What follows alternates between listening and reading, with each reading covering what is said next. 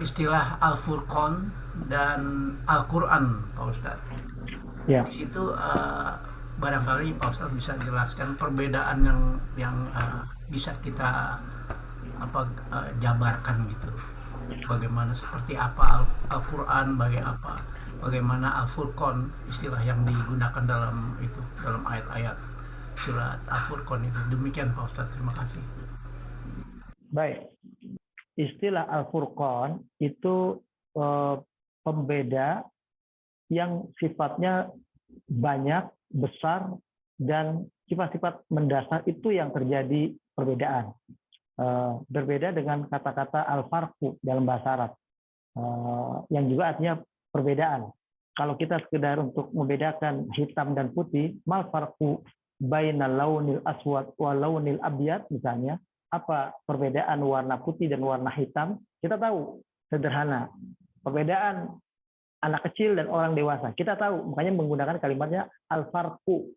Tapi kalau sudah al-furqan, saya bilang u'an, u'an itu dalam bahasa Arab menunjukkan sigoh mubalaghah. Perbedaan yang tajam, perbedaan yang besar. Itu makanya menggunakan kalimat al-furqan. Sebagaimana Al-Quran. Al-Quran itu juga dari u'an juga. Karena asalnya dia adalah qiraatan. Kalau qiraatan. Tapi disebut Al-Quran, dia supaya kesannya menjadi bacaan, bukan sembarang bacaan. Tapi bacaan mulia, bacaan agung, bacaan besar. Itu makanya disebut Al-Quran. Ya, seperti juga tadi saya sebut hayatun, ya kehidupan. Ya, kalau disebut hayawanun, itu adalah kehidupan yang benar-benar kehidupan. Itulah yang nanti ada di akhirat. Kalau yang sekarang di dunia disebutnya hayatun, kehidupan. Kalau disebut hayawanun, itu adalah kehidupan yang benar-benar kehidupan. Seperti dalam surat Al-Ankabut, wa inna darul akhirah lahiyal hayawan, bahwa sesungguhnya kehidupan akhirat itulah yang sebenar-benarnya kehidupan. Jadi ada huruf alif dan nun di ujungnya, itu menunjukkan kalimat superlatif, kalimat sighah mubalaghah kalau dalam bahasa Arab disebut. Jadi yang menunjukkan kalimat yang besar. Nah, disebut Al-Furqan, dia pembeda yang tajam, pembeda yang besar. Yang dimaksud nanti adalah diterangkan di surah Al-Furqan ini bagaimana nasib ahlul iman, orang-orang yang beriman, orang-orang yang membenarkan dakwah Nabi ini, dan bagaimana ahlul kadib, orang-orang pendusta, ahlul batil, orang-orang yang di jalan kebatilan ini, yang sesat ini. Jadi ahlul huda, ahlul balal, itu dibedakan, nanti kita akan dalami orang yang dalam petunjuk Allah, orang yang di atas kebenaran, orang yang beriman, akan dapat kebaikan-kebaikan hidup di dunia, dan nanti akan juga dapat kebaikan hidup di akhirat. Mereka akan masuk ke dalam surga. Sementara orang-orang yang pendukung kebatilan, pendukung kesesatan ini, mereka akan hidup dalam kesulitan-kesulitan di dunianya, dan mereka nanti juga akan mendapatkan siksa api neraka. Bahwa kehidupan mereka tidak sama. Kalau nampak di dunia ini kita lihat kayak sama, sebetulnya hanya seperti sama, tapi sebetulnya tidak sama. Ya. Sama dengan kita katakanlah kalau berada di jalan. Kita kalau berada di jalan, kita dengan supir angkot, dengan supir metro mini, katakanlah, kita mengendarai mobil, sama-sama mengendarai mobil. Ya. Tapi ada perbedaan mendasar. Perbedaan itu adalah, buat kita yang mengendarai mobil, tujuan kita mengendarai mobil adalah untuk sampai kepada tujuan. Jadi mobil itu hanya alat untuk mengantarkan kita kepada tujuan. Ya, kita tentu ingin lebih cepat, lebih segera sampai, itu yang terbaik. Tapi bagi orang yang membawa kendaraan umum, katakanlah tadi supir angkot, supir metro mini, atau supir kendaraan umum lainnya, mereka kadang-kadang kita lihat seperti tidak peduli. Ya, mereka berhenti semaunya, jalan lagi, berhenti semaunya. Kadang kita kalau di belakangnya suka kesel begitu. Itu karena jalan itu adalah tempat hidup mereka, tempat mereka mencari nafkah. Kalau mereka jalannya cepat, hanya sekedar sampai tujuan, itu nggak berhasil mereka namanya. Mereka disebut berhasil kalau mereka jalan, lalu ada penumpang, jalan ada penumpang. Dan untuk bisa dapat penumpang, jalannya harus pelan, jalannya harus mau berhenti kapanpun. Itu yang terjadi, karena buat mereka adalah tujuan hidup. Nah, buat kita, jalanan itu bukan tujuan hidup, tapi tujuan dalam perjalanan kita itulah tujuannya. Jadi kita boleh dibilang jalan itu adalah untuk sambil lewat. Tapi buat mereka, jalanan itu adalah sumber kehidupan mereka. Nah, di sini nampak seperti sama, tapi sebetulnya ada perbedaan. Nah, sebetulnya juga ada perbedaan dalam hal ini. Perbedaan karakter nyetirnya, perbedaan niatnya dalam menyetir. Nah, kalau kita katakanlah berusaha untuk sampai kepada tujuan, yang penting bisa sampai, makanya kadang-kadang kendaraannya dicari yang cepat, dicari yang bagus, dicari yang lebih bisa mudah gerak sana kemari. Dan kalau mereka tidak berpikir itu, yang penting pokoknya bisa dapat penumpang. Nah, itu begitu. Nah, jadi Al-Furqan itu, makanya aku disebut Al-Furqan, karena pada akhirnya kita akan dapat pemahaman bahwa Al-Quran itu menunjukkan bahwa tidak sama orang yang dapat petunjuk dengan orang yang tidak mendapat petunjuk. Katakanlah seperti yang Allah terangkan di dalam Al-Quran di surat Az-Zumar. Silakan kalau mau dilihat. Surat yang ke-39, sebentar saya buka.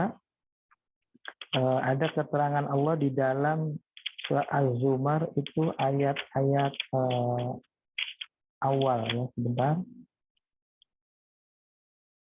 Ayat yang ke-9. Ayat yang ke-9. Amman huwa qanitun ana al-laili sajidan wa qa'iman yahdarul akhirah wa yarju rahmata rabbih. Qul hal yastawi alladhina ya'lamuna wal ladhina la ya'lamun innama yatadakkaru ulul albab. Ataukah sama orang yang menghabiskan waktunya untuk mentaati Allah dengan berzikir dan berdoa sepanjang malam. Mereka sujud sepanjang malam, mereka bangun sepanjang malam, maksudnya mereka sholat.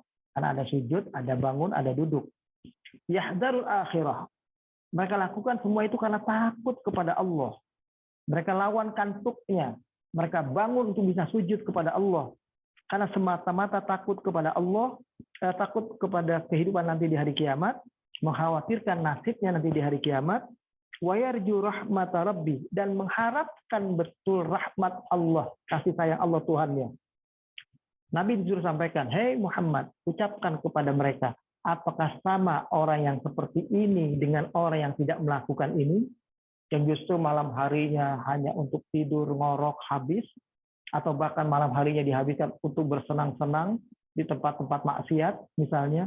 Apakah sama orang yang tadi menghabiskan waktunya untuk sujud dengan orang yang menghabiskan waktunya untuk sekedar bersenang-senang? Tentu tidak sama. Nah, di sini makanya Al-Quran disebut Al-Furqan, karena orang ini tidak sama di ujung, yang sebetulnya di awalnya pun juga tidak sama. Juga mungkin kadang-kadang di awalnya kita tidak mampu membedakan dengan baik.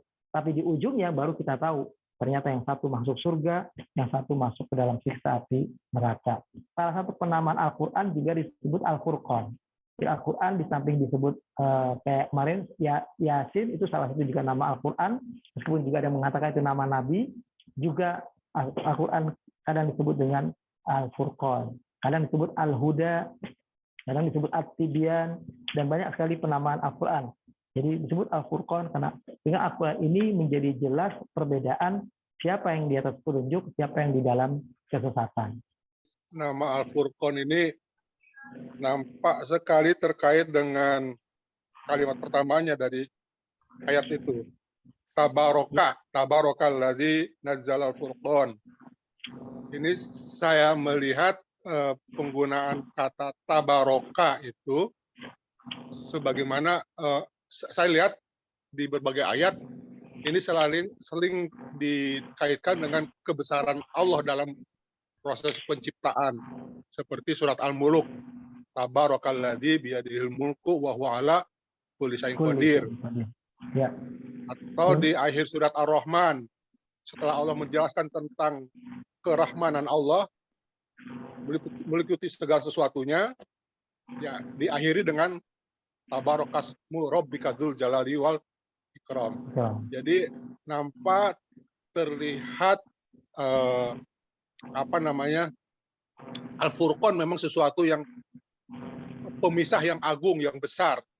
Nah, tapi saya ingin penekannya ini tidak hanya itu, tetapi karena penggunaan tabaroknya ini, barokahnya ini, yang kemudian saya ingin anukan yang sudah menjadi kesepakatan konvensi nasional di dalam preambul Undang-Undang Dasar 45 atas berkat rahmat Allah. Artinya maksud saya penggunaan kata berkat ini menjadi sesuatu bahasa konstitusi begitu. Nah saya pikir berkah ini yang perlu kita pahami secara bersama begitu.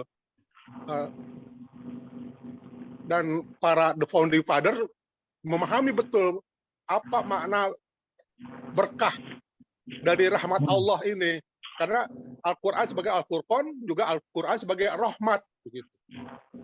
Barangkali Ustaz bisa menjelaskan tentang makna berkah yang lebih jauh lagi. Jazakallahu khairan Ustaz. Afwan.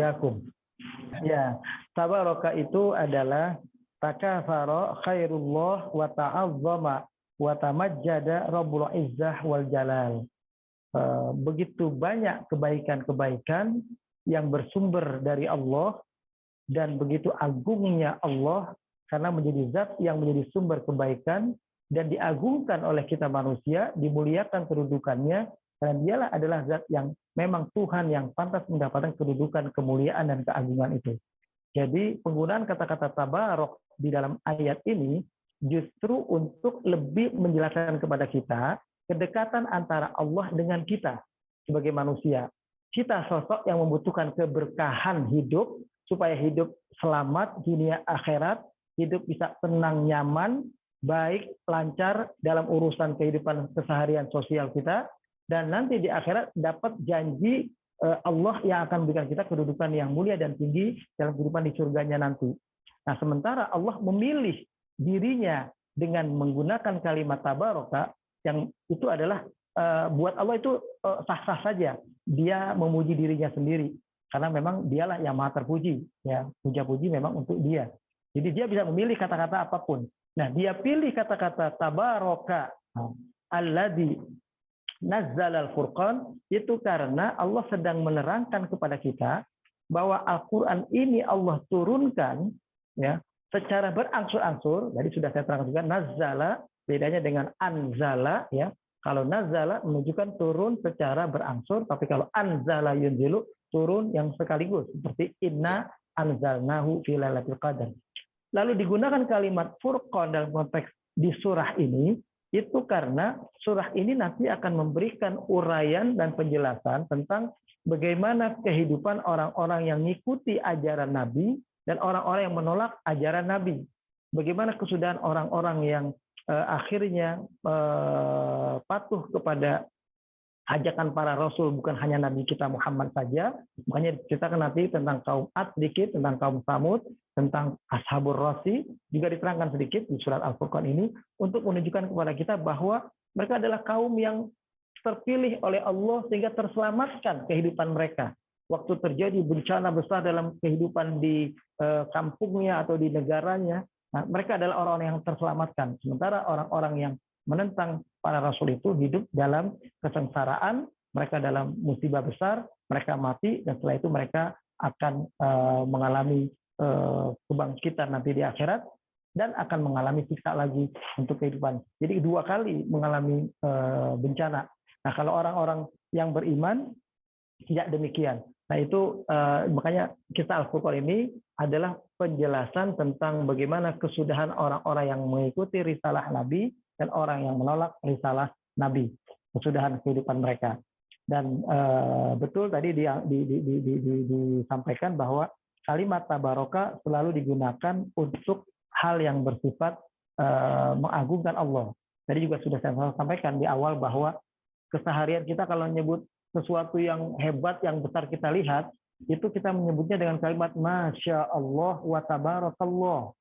Ya. Itu kalimat Masya Allah wa tabarakallah itu menunjukkan apa yang kita lihat betul-betul hebat, mengagumkan, betul-betul membuat kita boleh dibilang kalau boleh nunjuk bisa 100 jari, 100 jempol, tapi sayangnya cuma punya 2 jempol gitu. Nah, itu menunjukkan itu. Makanya kalimatnya keluar adalah Masya Allah tabarakallah. Nah, itulah kata-kata tabarakallah itu di situ. Nah, jadi selalu diiringi dengan kalimat Masya Allah tabarakallah. Beda dengan kalimat Subhanallah yang kadang-kadang kita salah ucap.